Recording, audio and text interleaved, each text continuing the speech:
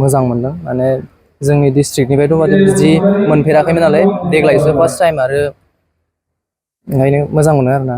फरायसालिया बबेयाव नोंना? फरायसालिया गफुर बर' गोजौ फरायसालि बिश्वनाथाव बिश्वनाथ डिस्ट्रिक्ट। माबायदि फरायदोंमोन बे मेट्रिक आनजादनि थाखाय? माबायदि जेनेबा फरायनायाथ' एथबां बांद्रायबो माने बांद्राय टाइम नङा आरोना मेक्सिमाम 4-5 आवार्स होनबाबो रेगुलार आरोना कनसिसटेन्टलि बिदिनो। स्कुलनिफ्राय फोरोंगिरिफोरनिफ्राय बिमा बिफानिफ्राय माबायदि मदद मोनदोंमोन नोंनि फरायनायाव माबायदि थुलुंगा मोननो हादोंमोन?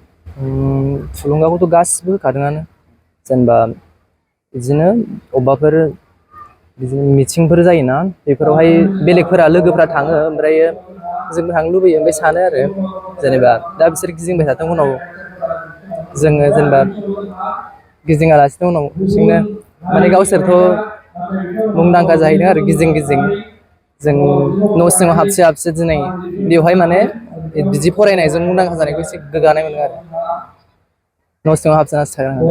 आनजादनि सिगां माबायदि थांखि दंमोन बेसेबां पार्सेन्ट लानो गोसो बेसेबां माबायदि? आनजादनि सिगांथ' 95+ लानायमोन आरोना टप 10 बिदिखौथ' सानाखैमोन जायखिजाया 95+मोन ओमफ्रायो पेटार्नानो सोलायना होबाय एसे टाफ जाबाय सिगांनिफ्राय 25%सो टाफसिन। दा बेसेबां मोनदों नोङो? 93.83%। मोनसे साबजेक्ट लेटार मोनो? गासिबो साबजेक्टआव लेटार।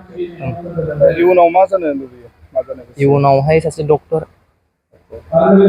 दायो एडमिसन लाबाय नामा?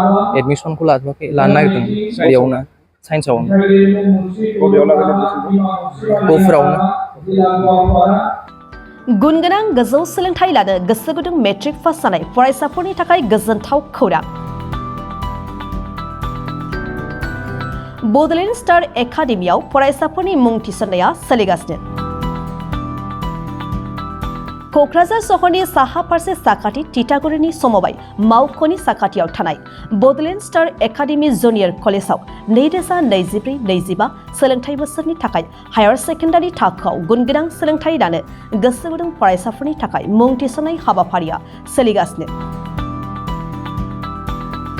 2024 मायथाइयाव गायसनजानाय बड'लेण्ड स्टार एकाडेमियाव फोरोंथाइ मोननाय रोंगौथि गोनां फोरोंगिरिफोरखौ लानानै साइन्स, कमार्स एन्ड आर्ट्स मोनथाम स्ट्रिमनि सायाव फरायसाफोरखौ गुनगोनां सोलोंथाइ होनो आवगायदों।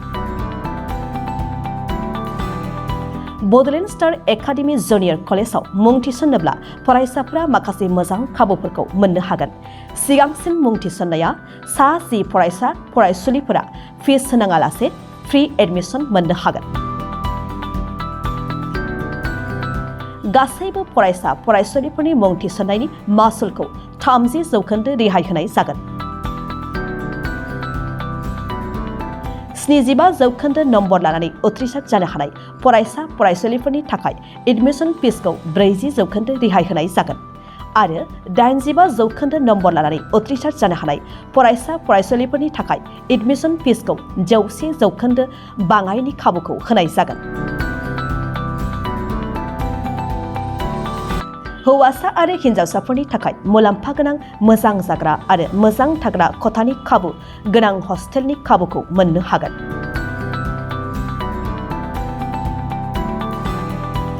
बेजों लोगोसेयैनो JEE नीट आनजादनि थाखाय बेसेन नाङै कचिं मान्थलि मक टेस्ट आरो आर्ट्स स्ट्रिमनि फरायसा फरायसुलिफोरनि थाखाय काउन्सेलिं बायदि बायदि उफ्रा फराफारिफोरनि फोरोंथाय खाबुफोरखौ मोननो हागोन।